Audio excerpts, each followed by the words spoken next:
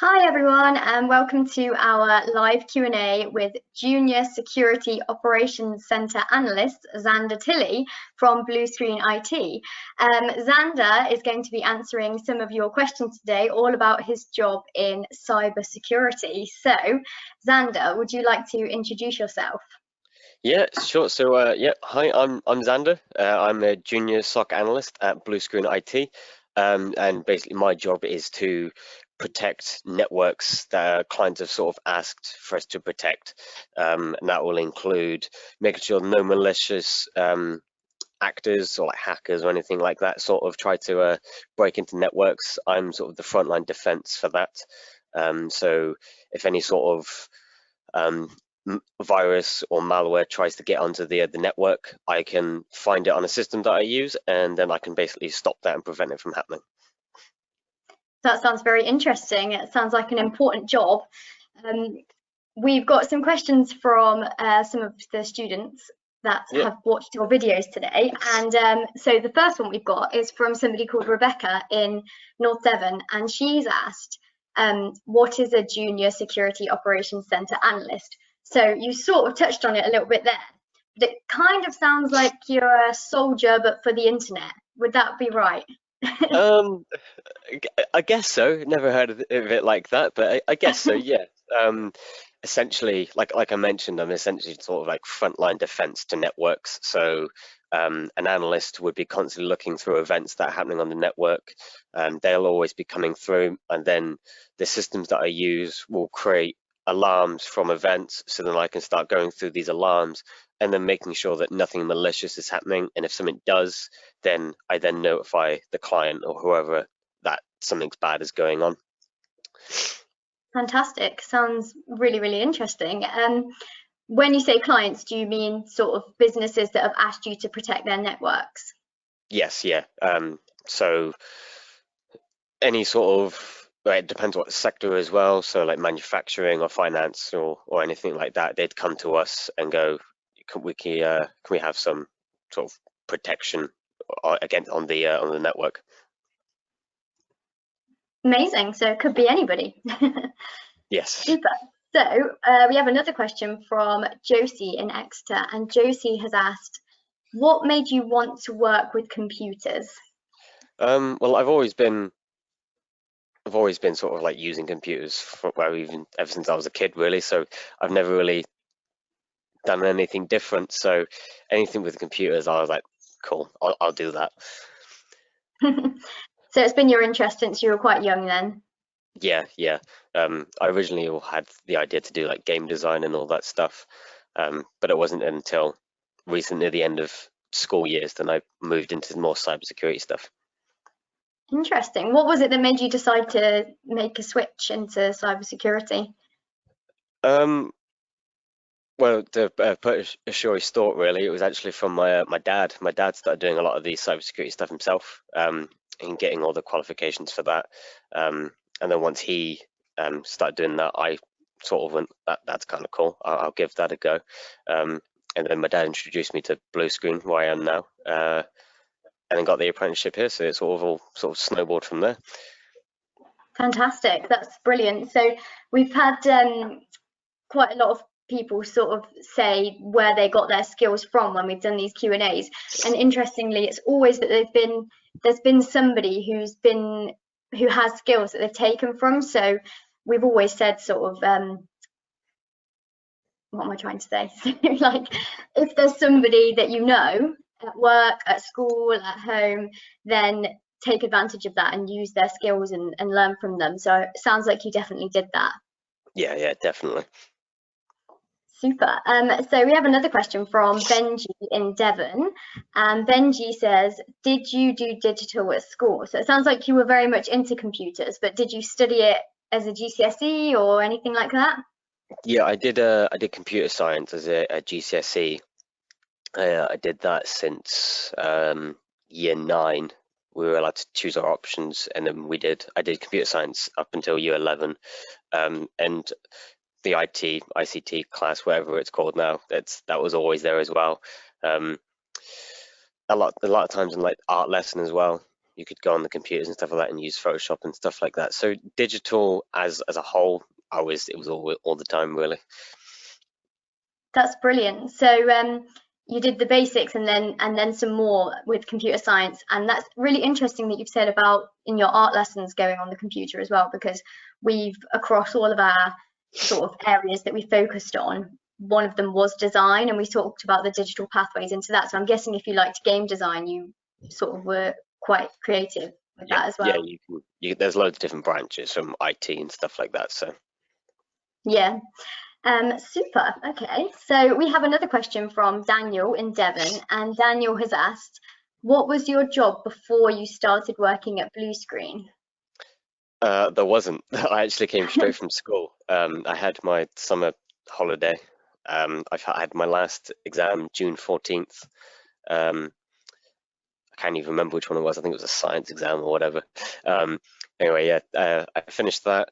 I had the bit of a long summer holiday because obviously I finished early. All of my friends and that started joining to colleges and stuff like that. And then, like I mentioned beforehand, my dad found out about Bluescreen, then eventually applied for the apprenticeship there, and it sort of snowballed from there, really.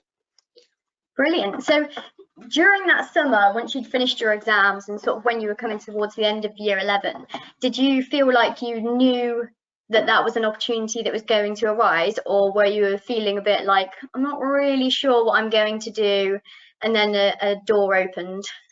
Yeah, there's a lot of pressure when all the exams and stuff finish, because I was always thinking, yeah, game design and stuff like that. And then eventually when the cybersecurity stuff sort of appeared, and I applied for that, everything seemed to sort of straighten out and doors opened. But it can be quite a stressful time if you don't know exactly what you want. And I was quite lucky to know that I was always wanted to do computer-like things. So there was still branches that I could go off to, but there was just because there was so many, it was a little bit going on. So it was good that I managed to straighten that out as fast as I could, really. Yeah, oh, that's fantastic, and really interesting about saying that if you don't know what you want to do, sometimes it can feel quite stressful. But I think you and others that we have interviewed during this project, that actually if you don't know what you want to do straight away from leaving school, it doesn't matter, because eventually opportunities will arise as long as you just keep focused and you keep practicing and then doing something you enjoy, then eventually you'll get where you want to be. Yeah. Fantastic. So we have a question from Charlotte in Torquay, and Charlotte has asked, how did you learn to use the technology that you use in your job now? Well, it depends on what it is really. A lot of the tools that I'd be using, I would have learned just over the course of the job that I do. Other tools that I just learn in my own time, just sort of to get a feel for those sort of tools. Other ones as well that are sort of like just native to operating systems like Windows, you sort of just pick up that over time anyways. So it kind of all depends really. So would you say with things, the basics like Windows and perhaps Microsoft Office and things like that, would you say that your subjects at school, such as computing and computer science, were really useful for the job that you're in now? For computer science and stuff like that, yes. During that GCSE, I learned a lot of coding and stuff like that, so that helped to some degree. A lot of the stuff that I have learned for my job was given to me from like courses and stuff from Bluescreen themselves, because we also do bits of training and stuff here and there as well. So that I think majority of the stuff that I mostly took from school would have been a lot of the IT stuff, so computer science and learning the coding stuff there, picking bits here and there from other lessons as well. Brilliant. So it sounds like you took lots of skills from school, but it's really amazing to hear that despite the fact that you've finished school, you've finished your apprenticeship, you are still learning. You're learning new things every day, which must make it really exciting for you. Yes. Yeah, it's really good. Brilliant. We've just had a question come in from one of the schools, actually. Somebody said, can you talk us through a day in the life of your working day? Well, I guess the morning can be the very very sort of busy, because you'd have to check everything that happened over the day before after 5 o'clock, really, and that would include checking through, making sure all the systems are up, making sure everything's not gone down overnight, then having to check all the alarms that have come across over the last period when you've not actually been up. Anything that has... Oh, I think we've lost Xander there for a second. See if we can get him back. Can you hear us, Xander? Yeah, I can hear you now. Ah, amazing. Yeah, you're back. Yeah. Sorry for that. Yeah, there's some people in the other room that are just dealing with some networking stuff and accidentally knocked a cable. Oh no. Yep. That's the life of Bluescreen, though, eh? It's all about technology and things. Yeah. Amazing. So you were talking about the day in the life of Xander and how Where did I cut out? You were saying about how when you come in the morning, you got to check about all the things that happened overnight, which I found really interesting because I hadn't really thought of that actually people's websites, people's networks, people's businesses are still running 24/7, aren't they? And yes. And obviously you can't work 24/7 because that would be crazy. But yeah, when you come in the morning, you've got to try and check that everything's been running smoothly overnight. So yeah, really interesting. Let's go on to another question that we've got here. So where did we get up to? So we have a question from, did we have Charlotte's question? How did you learn to use the technology that you use in your job? Yeah, we had that question. We did have that one, didn't we? So we've got one from Mia in North Devon, and Mia has asked, what is your favourite part of your job? Oh, could be lots of things, really. Gotta try to think of something now. That's a good sign, though. Yeah. I guess it'd be probably the amount of opportunities that sort of arise. Yes, I'm always going to be monitoring and analyzing all these alarms, but then always learning what things do from these alarms and the events that come through. There's the opportunities that just come up for potential business that we have, new services, new products, whatever, something like that. You can sort of just hop on and sort of just learn that stuff and then to sort of take that on board. So it'd probably be that. That's cool. So it must be quite fast paced then to be very learning all these new things and trying to keep up with the latest thing that's happening. Yeah. I mean, IT is always changing, so you got to always be keep up with it also. Yeah. So we have another question. This one doesn't have a name with it, but they've asked, what was your favorite subject at school?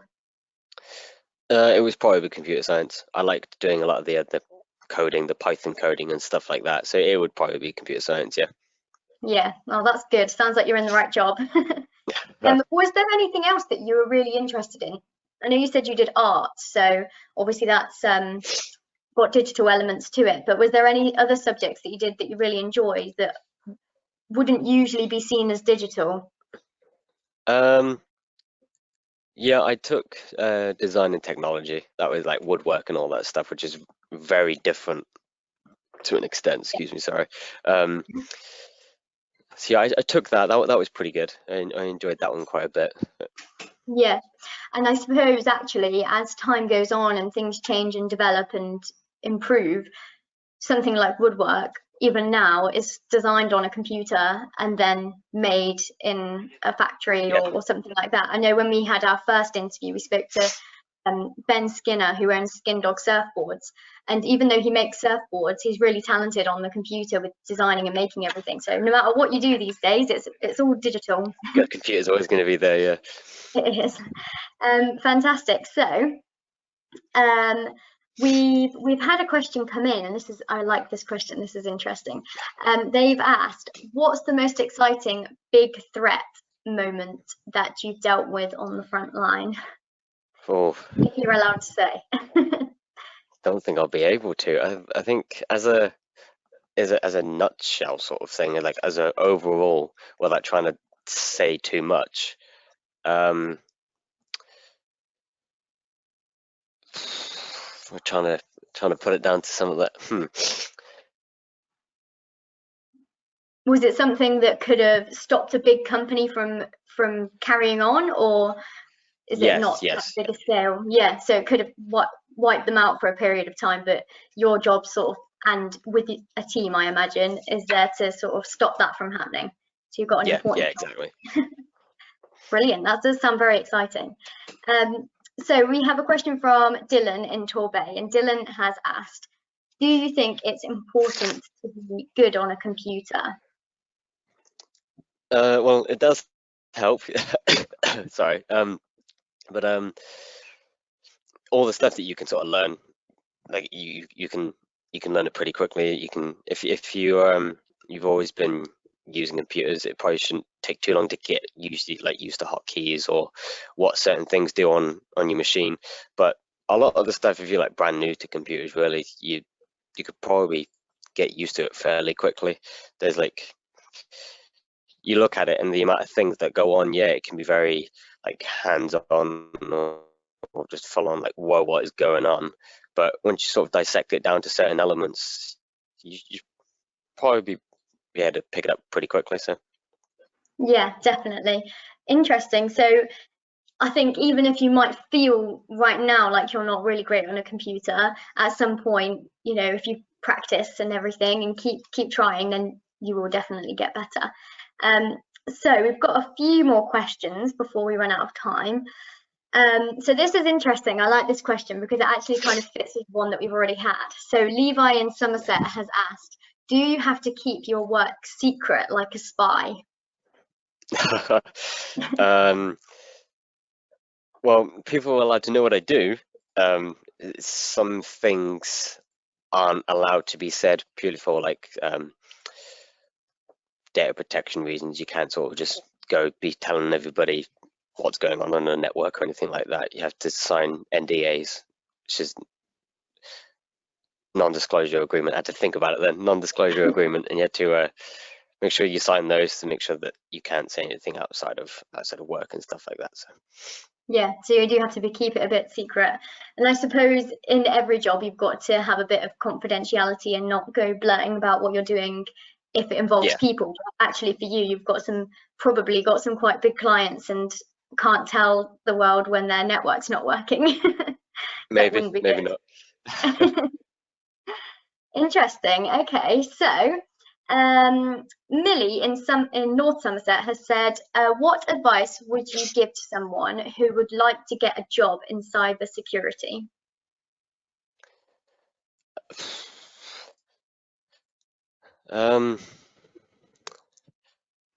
I'd probably say don't sort of like focus in on one thing particular, because if you sort of dip your toes in everything that goes in with cybersecurity, you're going to be a better whatever job it is, really. So for instance, if for my job as an analyst, if I just solely looking into SIEM solutions, is the program that I use, how things work and all that kind of stuff, I'm not going to be very good per se at the opposite side. So if I understand how these sort of viruses work and how to use these viruses, then I'll be a better analyst as a whole.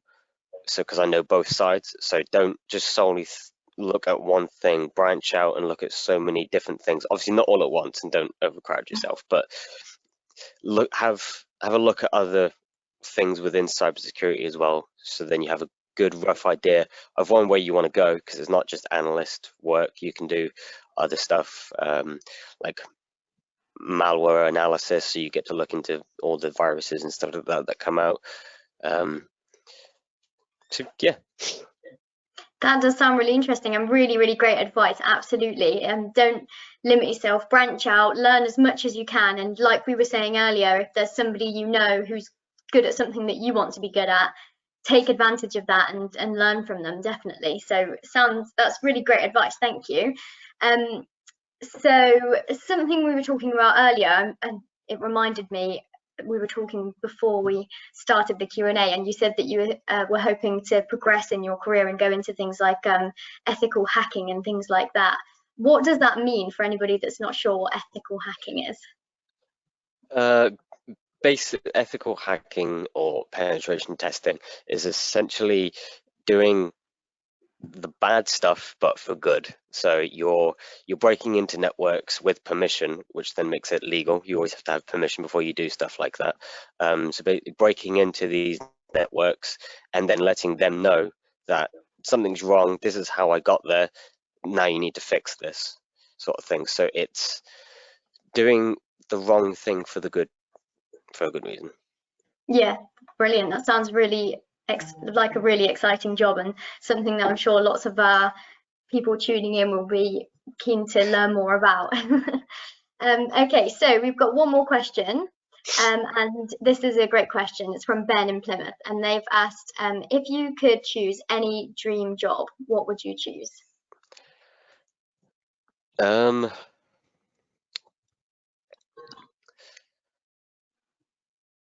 that's another good one.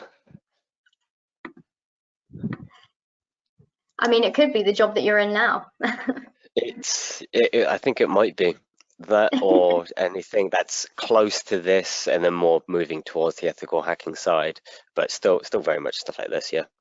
Yeah, or maybe something like game developing, if that's what you were into when you were in school. Or... Yeah, if I went down a different path, potentially, yeah. But... Yeah, but that's brilliant. It's so amazing to hear that you're in your dream job now, and you've done that from school, and you sort of just been proactive and gone for it, which is a really great message to anybody that's watching now, whether you're watching live or watching recorded. You know, if you put your mind to something and you really love it, eventually those doors will open for you, and you'll get there. Exactly, yeah.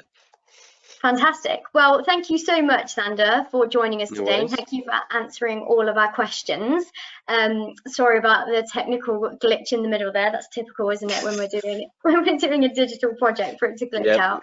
But it's been fantastic to learn more about what it's like to be a cyber security analyst. And we hope everybody has enjoyed hearing about Xander's job today. And we'll see you next time for our future tech Q&A. Thank you. bye.